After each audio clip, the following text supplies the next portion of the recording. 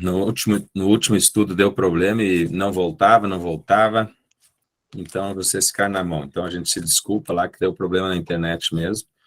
Agora já está corrigido. Vamos lá. Estamos aí dentro da nossa leitura de Gênesis. Nós já olhamos como Abraão enviou seu servo e o provável Eliezer, para buscar uma esposa para Isaac, né?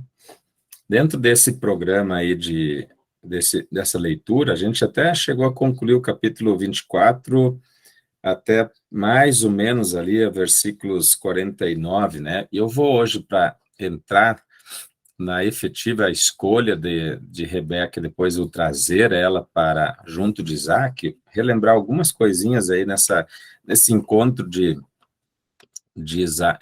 do servo com Rebeca lá no poço, né? Vocês lembram que foi o pedido do servo para Deus de mostrar essa escolha de quem levar para o seu senhor, né? Para o seu patrão e para o seu senhor também, Isaac. Então, a gente vê aqui, eu vou compartilhar com vocês na tela, dois aspectos. Deixa eu primeiro colocar aqui.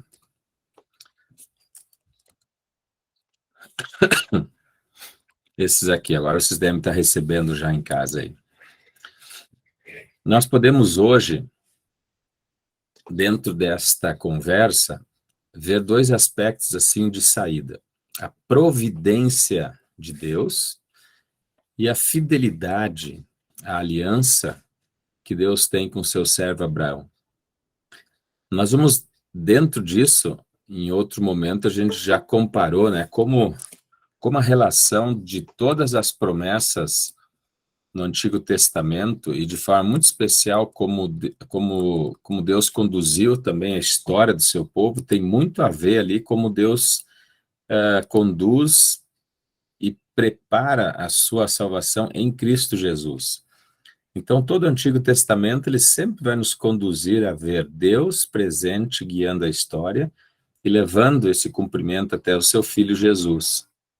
E hoje nós olhamos como Deus dirige a nossa história na salvação em Cristo Jesus e também nos fortalece, nos preserva, e como Deus providencia para nós também cuidado, direção, né? E tudo que é necessário para o nosso viver. E uma das providências que nesse tempo aqui, nesse tema, nós vamos falar é sobre o casamento. Como Deus também providencia isso, né? Dentro da sua direção, de forma muito especial aqui, como Deus providencia um casamento para levar isso até a promessa do nascimento de seu Filho Jesus Cristo. Então, de forma especial, né, nós vamos ver aqui Deus encaminhando um casamento, uma união, para continuar ali o povo que vai chegar a Cristo. Então, essa fidelidade a Abraão lá, tu vais ser o pai de uma grande nação, né? De ti virá a nação, né? Será milhares de milhares, e esta é onde deverá vir o Salvador Jesus. Então, vamos adiante aqui, eu vou retomar um pouquinho. O servo de Abraão ali é também chamado de Shalirá, onde é tipo de um procurador, por isso que ele pode ser enviado por Abraão. É aquele que fala em nome de um outro, com os poderes que este tem, né? Inclusive, era algo comum na época de poder enviar alguém com esta ordem, né? Com esse Shaliar, como representante de autoridade, até para casar, até mesmo para abrir negócios. A gente acaba estranhando isso um pouquinho, né? Quando é uma escolha para casar, porque quem escolhe casamento aqui, especialmente nos nossos dias, é o próprio envolvido, o noivo, a noiva, né? O namoro. Quem escolhe não são os nossos pais mais, mas isso era na cultura ali muito comum.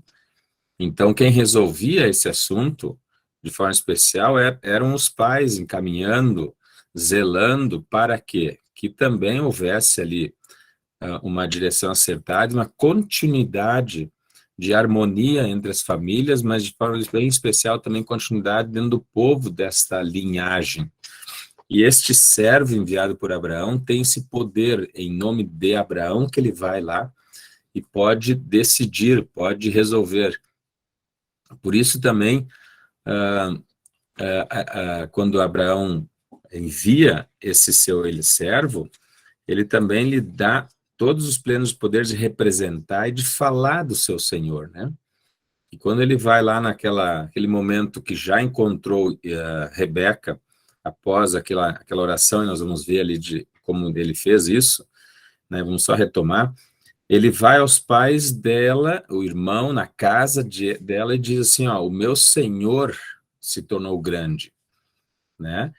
Por quê? Porque o Senhor, que é o Deus deles, é que abençoou esse Senhor, que no caso é Abraão.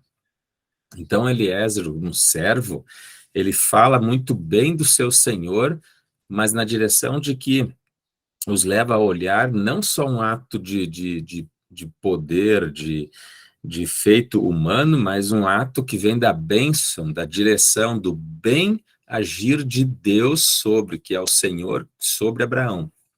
Ele dá esse testemunho, então, na verdade, né? Primeira coisa ele faz lá naquela casa que ele recebe, que ele vai ser recebido pelos pais, né? Pela família de Rebeca, ele dá um testemunho. Então, diz, o pai do noivo é riquíssimo. Agora ele descreve algo que é muito importante para eles lá, porque o dar do dote, né? Ela também é parte do negócio, parte da conversa, né? E ele diz, olha, o pai é riquíssimo, ele descreve vários bens, né? Ovelhas, bois, assim por diante, que representavam justamente o poder financeiro, né? O bem maior era citar quantas cabeças de ovelha, quantas cabeças de bois, né, de carneiro e assim por diante. Ele descreve esses bens, então ele demonstra essa grande riqueza. E supostamente, então, também eles entenderam, olha, ele é uma pessoa muito velha, significa que o filho dele também já é velho. E ele enfatiza isso, assim, o pai é velho, mas o filho em questão, o noivo que ele está procurando uma noiva, não é. Então ele diz isso, ele explica esse fato também lá, né? E Abraão deu tudo que ele tem para esse que é o herdeiro legítimo agora da história, né? Que é o que está em questão ali para ser o noivo desta pessoa que ele veio buscar, uma noiva para ele, né? E aí ele diz, olha, o meu compromisso com ele é um compromisso de juramento. Jurei pelo Senhor, né, aquilo que Abraão pediu. E o que Abraão pediu? Que não tomasse uma esposa da terra dos cananeus, mas sim da terra da família dele. Lembro que ele foi na direção da onde um dia Abraão saiu. E lá encontra os familiares, pela direção do próprio Deus. Ele não sai a catar nome por nome, né? Ele não sai a catar a família de Abraão, mas ele diz que o Senhor estará com ele, né? Por isso que ele diz que quando ele sai em oração, o Senhor está com ele. E caso não venha encontrar a esposa, por alguma situação adversa, né, que ela não queira vir, aí ele está liberado do juramento. Mas ele tem certeza que Deus vai com ele, né, e o acompanha. Por isso que ele tem certeza de que a coisa vai acontecer por bem. E ele coloca isso em oração, né? Nós temos aquele detalhe, então ele consigo mesmo, pensando, esse é o momento que ele ora, né?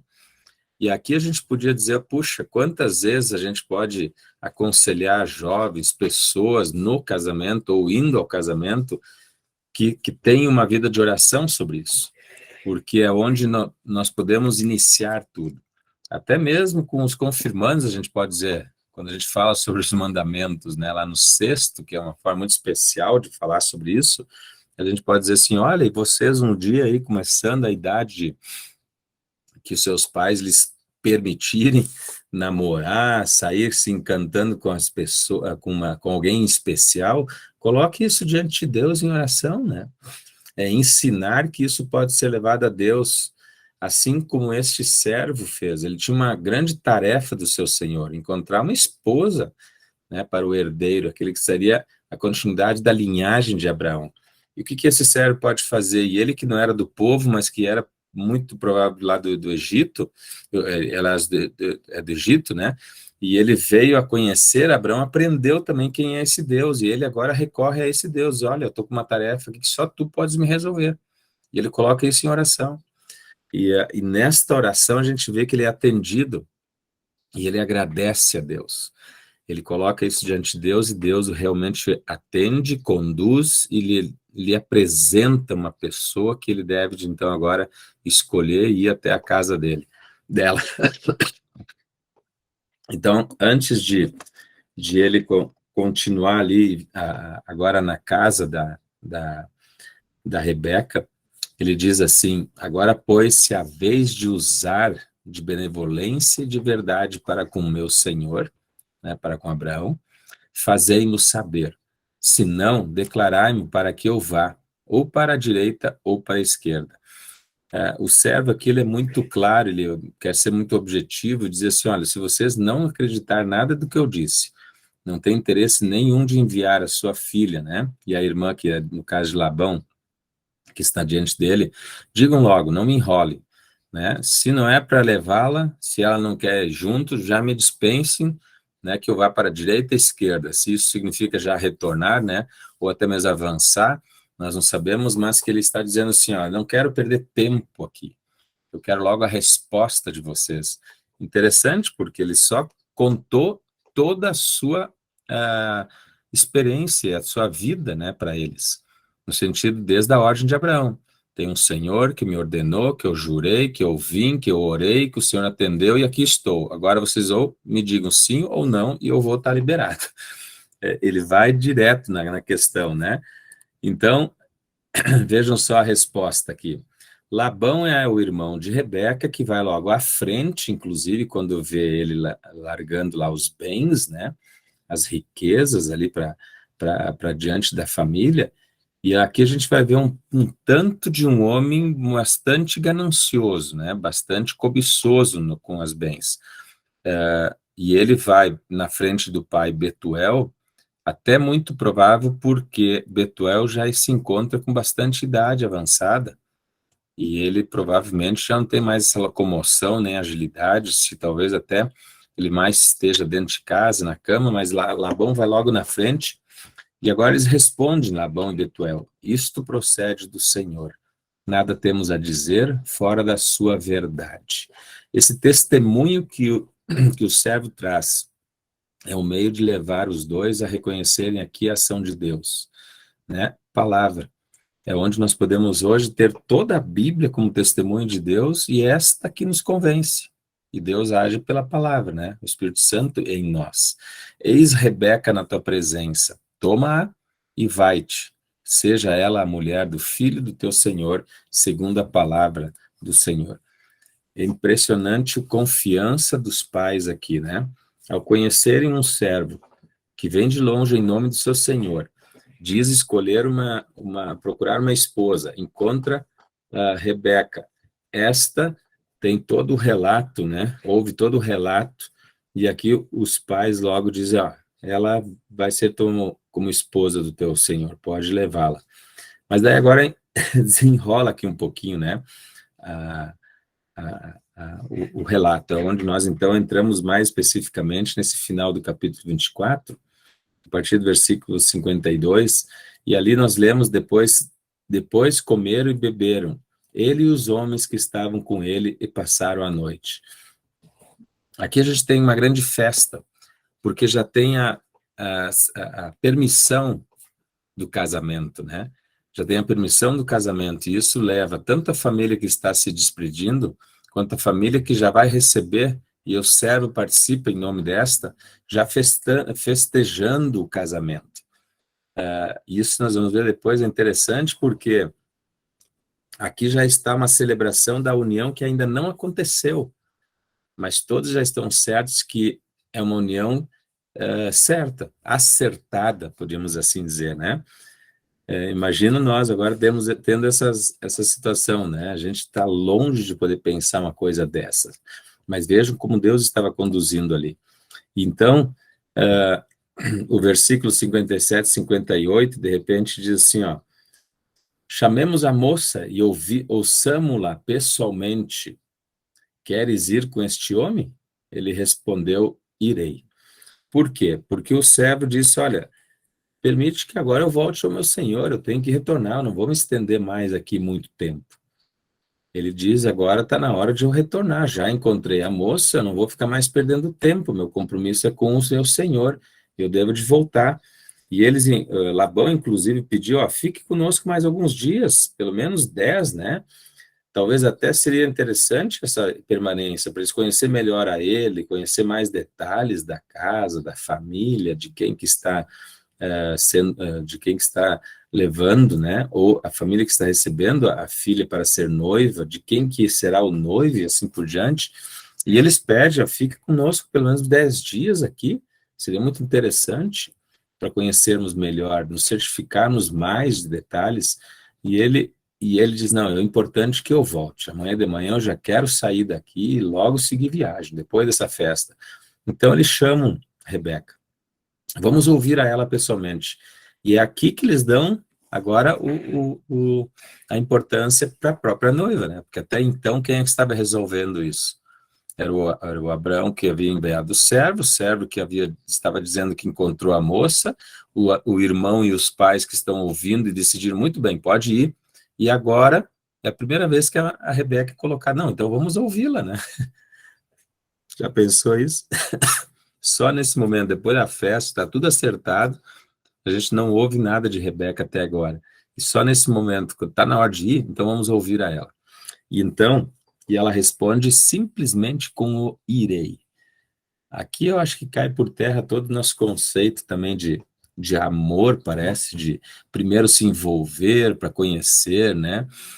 Até mesmo o primeiro momento para namorar, depois noivar, que é uma promessa de indicar aí a intenção de estar junto, que hoje mesmo não se pratica mais, né? O namoro, noivado, casamento, é um conheci, fiquei, já estou morando junto. Então, dentro disso, essa ação aqui parece que nos surpreende ainda mais, né? Mas vejam que tudo isso não é simplesmente uma ação do homem, né? Aqui tem bem claro a intenção de Deus dentro daquilo que Abraão deve ser, Senhor e Pai da nação na qual vem Jesus Cristo. Então, quem resolve a união, quem decide isso, é o próprio Deus.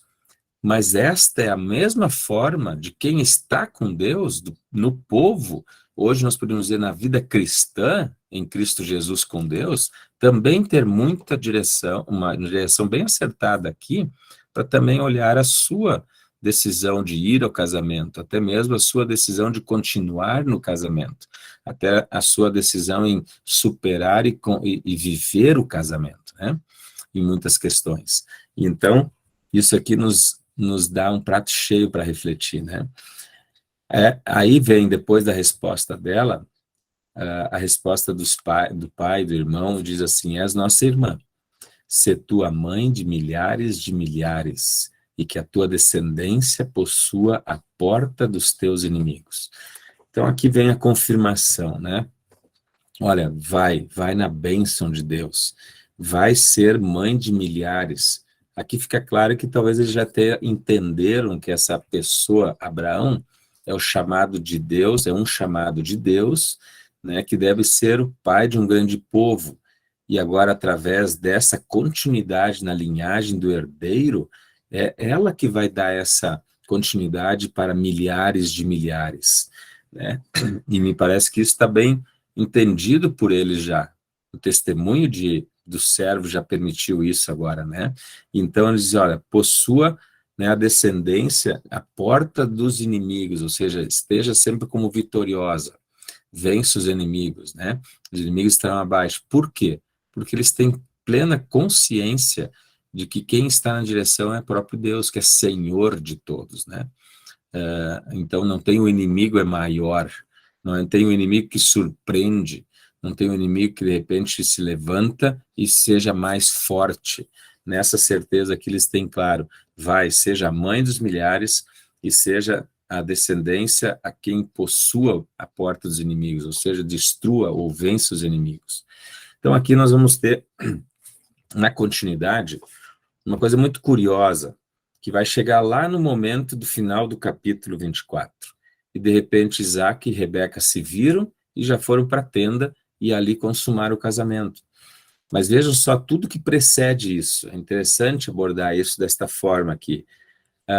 Elementos para o casamento, especialmente na época, tem um pedido de casamento aos responsáveis, né?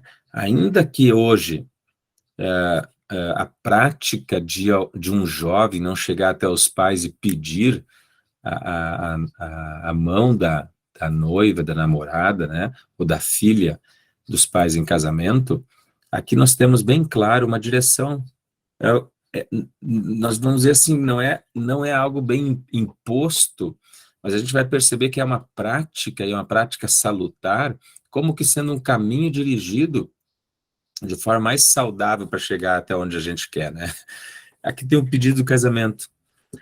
Na sequência, tem uma autorização para o pedido. Dá um ok.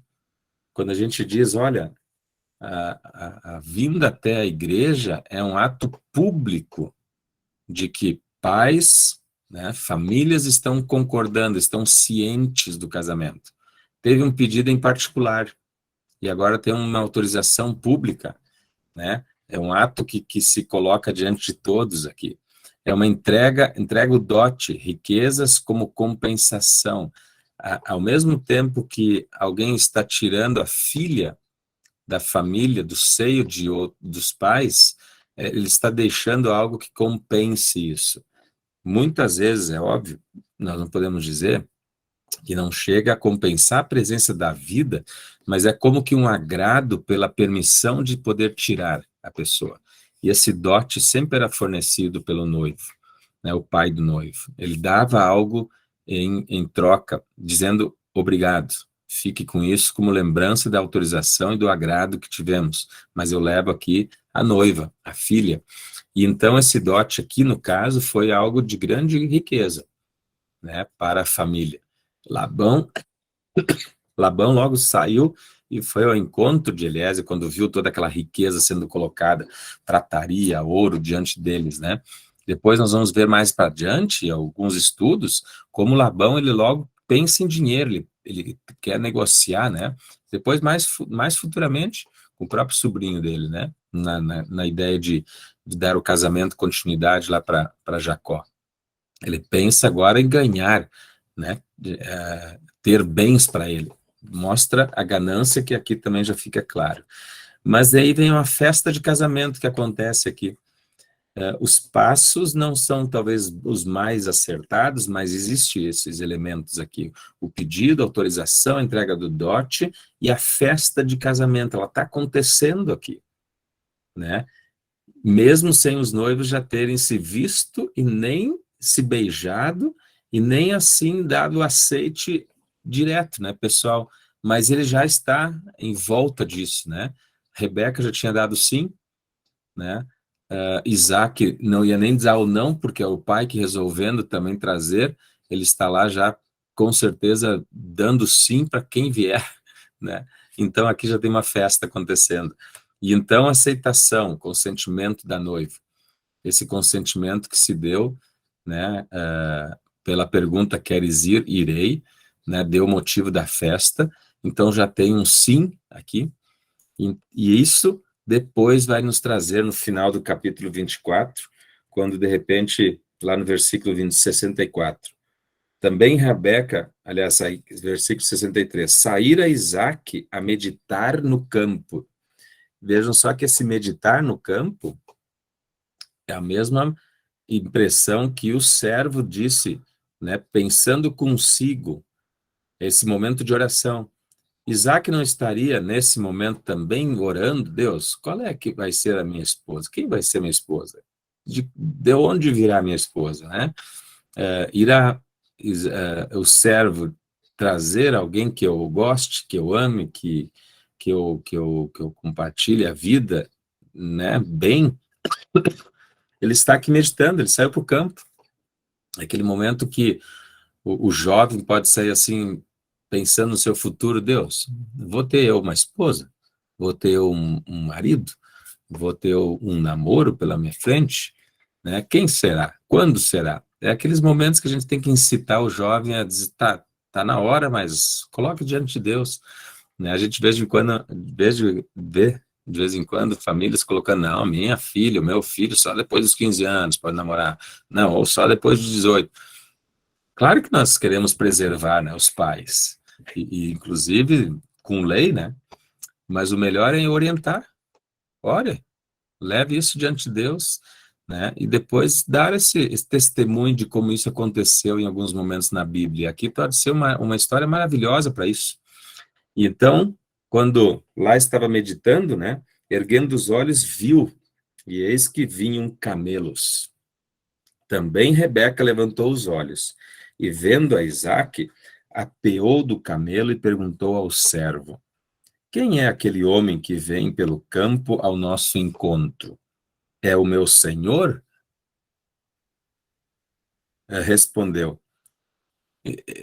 A Rebeca já está, vê, do nada, de repente ela já começa a ter ideia. Quem é aquele camarada lá que vem vindo? Já é o meu noivo? E ele vai ser o meu senhor? Ele vai ter a minha vida com ele? Né? E também aqui a gente vai ver a direção de Deus. Deus desperta nesse coração, na vida de Rebeca, esse olhar para com aquele que vai ser o seu marido, já como que acertadamente, né? Aqui nós podemos ver diretamente a, a flecha do Cupido, de repente, na vida da Rebeca. Então tomou ela o véu e se cobriu. O servo contou a Isaque, provavelmente ele foi na direção dele, todas as coisas que havia feito. E aí dá a certeza, olha, Isaque, eu fui, eu orei, coloquei diante de Deus, aconteceu assim, pedi um sinal, o sinal aconteceu como eu coloquei, Deus atendeu o meu pedido, fui até a casa, contei para eles da onde eu venho, de quem, em nome de quem eu venho, para que eu venho, né? E assim por diante, narrou tudo para ele. Talvez muito rapidamente, que Isaac também já estava bastante ansioso, provavelmente, né? Então, tudo que havia feito, Isaac a, conduziu a Rebeca até a tenda de Sara, mãe dele, e tomou a Rebeca, e esta lhe foi por mulher. E então, muitos aqui poderiam dizer assim, pô, mas vem cá, tia, então assim que acontece o casamento, tu pega simplesmente uma mulher, põe para dentro da tenda lá e ali fica, né? Ou seja, que os jovens, mais em sua grande maioria, estão fazendo hoje, já namoram, já tem logo a sua relação, já ficam dentro do quarto, ou já ficam dentro dos lugares fora, né? Já se juntam, estaria até biblicamente correto, porque aqui é essa história. Mas é aí que vem a questão dos elementos para o casamento que a gente coloca aqui. Teve todo um trâmite antes, conduzido por Deus, né? Talvez não naquela expressão de que nós pudéssemos dizer assim, ó, assim aconteceu, eu fui lá, fiz isso, pedi, vivi, me conheci melhor, mas essa é a direção de Deus, não foi uma coisa assim, ó, casual de se encontrarem ali já terem a sua relação. O casamento foi iniciado desde a ordem de Abraão, se preocupando, orando, e levando isso para o seu servo, essa procura, a colocação diante de Deus em oração, esse desejo e a confiança de que Deus vai conduzir, esse encontro, essa pergunta, essa pergunta e o sim, essa entrega do que é dos bens, né, esse preparo da vida e depois também dessa confiança e ida até o encontro. E aqui se tem o encontro consumado. E aqui está o casamento, né? Todo esse conjunto, poderíamos dizer. Isso é uma bela história para refletir, né? E é aqui que a gente vê como Deus é fiel. A fidelidade de Deus em cumprir as suas promessas. De Abraão não está tranquilo com a vida de Isaac, porque ele olha à sua volta, não tem o seu povo ali. Ele está dentro de um povo que não tem nenhuma referência de quem é Deus, não tem nada do que Deus representa. E agora, como é que poderia, de repente, achar uma esposa para Isaac, para depois ser o povo que Deus vai conduzir até o prometido? E esta é a fidelidade. Abraão toma a decisão para enviar o seu servo, na certeza de que Deus vai fazer desta nação uma nação fiel a ele. E por isso que ele manda lá. E Deus é fiel em dirigir o servo até esta família, que é a sua própria família, né? a fim de dar uma esposa. A direção certa dos caminhos de Deus. O servo chegou a dizer assim, olha, mas como é que eu vou trazer se de repente ela não quiser vir, né? Como é que eu vou trazer? Eu acho sob juramento. E Abraão então disse, não, mas tudo bem, Deus vai estar contigo. Mas se ela não quiser vir, tu está dispensado do juramento. E ele confia na direção que Deus vai dar para os caminhos do servo, e o servo confia na direção que o Deus de Abraão vai dar para os seus caminhos, né? Essa confiança que nós podemos passar, conversar, o reconhecimento do servo, né, da fidelidade em louvar a Deus. Aí vem o reconhecimento agora deste que foi conduzido por Deus. Eu louvo a Deus porque assim aconteceu. E aí vem a providência de Deus em cuidar de nossa vida e de nossa união matrimonial. O assunto do casamento sempre é um assunto sério, ainda que hoje possamos ver com muita leviandade, né? Tanto o iniciar do casamento, quanto o viver do casamento, né? O vencer todas as dificuldades do casamento. Nós temos aí o seu Alfredo, né? A dona Zulei, que já foi deitar, mas se Deus permitir, até dezembro, no final do ano, lá eles vão estar comemorando 60 anos de casamento. Eita vida, hein? 60 anos junto. É muito para nós podermos ouvir, né? Confirmar, aprender, e quem sabe ali também, né? Ter um espelho para outras relações. É uma relação perfeita? Óbvio que não, né? Mas de como podermos dizer assim, isso tem que ser diariamente levado a Deus. Oração, atitude, né? Confiança, entrega, virtudes que hoje já são esquecidas, mas que devem ser preservadas. Então, vejam como Deus providencia em cuidar isso também, né? Em nossa vida diária. E aqui a gente vai ver que depois, no final do capítulo, aliás, no início do capítulo 25, nós vamos ter o relato da morte de Abraão. Assim que Sara, nesse tempo agora que Isaac recebe Rebeca, já não existe mais na vida deles, né? Porque ela faleceu. E nós mostramos isso no último estudo. Esse é o túmulo em Macpela, onde então Abraão pede um lugar, né, para comprar uma terra, e ali ele se firma. Hoje tem esse grande templo aqui, esse grande túmulo, né, mausoléu construído aí como Macpela, na terra de Hebrom. E é aqui que também Abraão depois é sepultado junto com ela, depois também Jacó vai ser sepultado aí, né, Isaac e Jacó.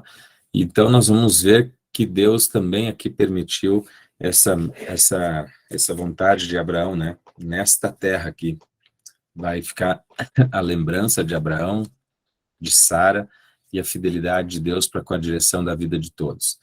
E aí, depois a gente vai continuar versículo, capítulo 25 adiante, especialmente a descendência só de Isaac e Ismael, mas também depois nós vamos ver outras já, a vida continuada desde de Isaac e Rebeca, já com seus filhos em diante. E esta é a história de hoje, que a gente traz aí para vocês terem no nosso estudo bíblico de hoje. Vamos voltar aqui com vocês em tela.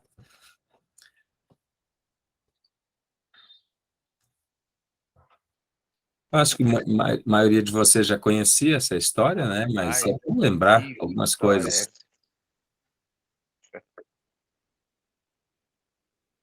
História que toca a gente, né, tia? Ainda bem que não é assim hoje. Maluco. Já pensou se meu pai dissesse assim, Cláudio, simplesmente aqui, ó, tá aqui. Não seria Liege, quem sabe, mas... Cara, comecei a viajar um pouco aí, viu? Fui bem longe.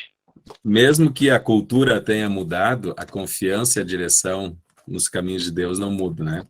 E é isso que a gente tira de maior lição e certeza. 60 anos de casado não é para qualquer um, né? Não.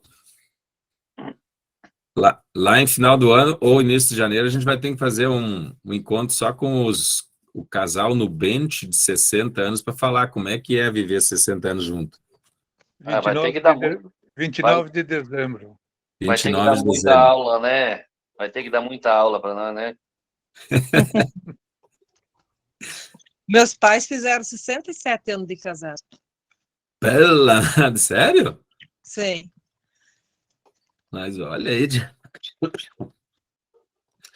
Vão chegar lá também, né, seu Alfredo? Que alcance muito mais. Vamos passar. Oh, que bom! Esse Dona noivo, que tem umas crianças ainda, né? Tem uns guri. esse noivo é muito feliz com a noiva, então ele quer ir longe.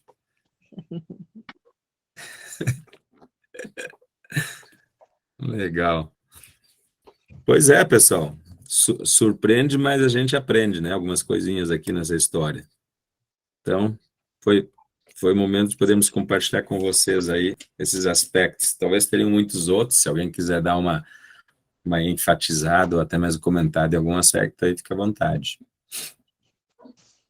Realmente, gente, pensando na vida da gente, Deus conduz tranquilamente a nossa vida. Eu, para falar sobre a minha vida e da Zuleika, eu perdi meu pai, ela perdeu o pai, a gente foi morar junto para depois casar. Olha aí, ó. Quer dizer, no mesmo lugar, né? Aham. Como é que é? Vocês foram morar junto para depois casar, é isso? Então? Não, meu pai faleceu, minha mãe foi parar no orfanato de Moreira. Sim. O pai dela faleceu e a mãe com os filhos também foi para o orfanato de Moreira. Uhum. E lá a gente se conheceu e casamos. Então, viu?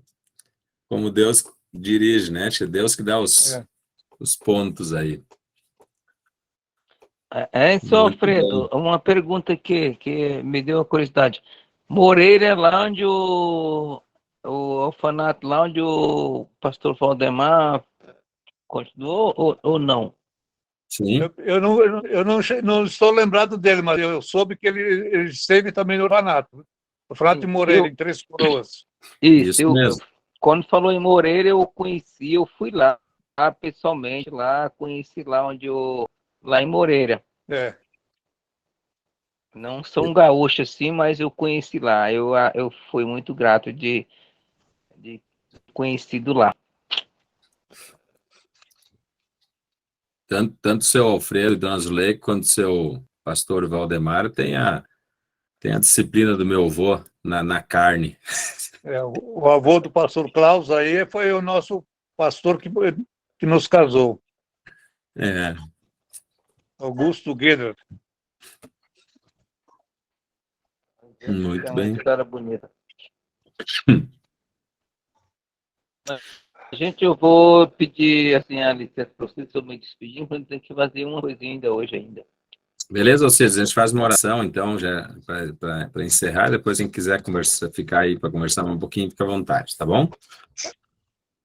Amado Pai, obrigado por nos conceder esse momento de estudo, de reflexão, de forma muito especial sobre como tu conduzes também o que é teu, a união sacramental no casamento, e também como tu providencias esta união para que aconteça sob a tua bênção e na tua presença e também diante das famílias. Obrigado por nos conduzires sempre com teu amor e também obrigado por sempre fazeres parte da vida de cada casamento, cada união. Na certeza de que também muitos também não vingaram, não continuaram, mas que também tem a tua graça, o teu perdão, a tua alegria. Assim oramos pela vida dos que estão casados, pela vida dos que vão casar, queiras conceder em todos a tua bênção, a tua direção e o Espírito Santo, para que a vida de ambos, também da família, seja um espelhar da tua santa vontade, das virtudes cristãs, daquilo que tu queres nesta união, que tu ordenaste ao ser humano. Assim, obrigado por vermos a história hoje de Isaac, Rebeca, e de como tu dirigiste e guiaste isso também para a felicidade deles e a condução adiante da história, especialmente da salvação vinda até nós hoje. esteja em nossas famílias, esteja na vida de cada um, abençoando com a tua santa vontade e a direção sob o teu poder. Assim nos entregamos aos teus cuidados nesta noite e na vida diária que tu nos concedes, em Cristo Jesus, o nosso Salvador. Amém.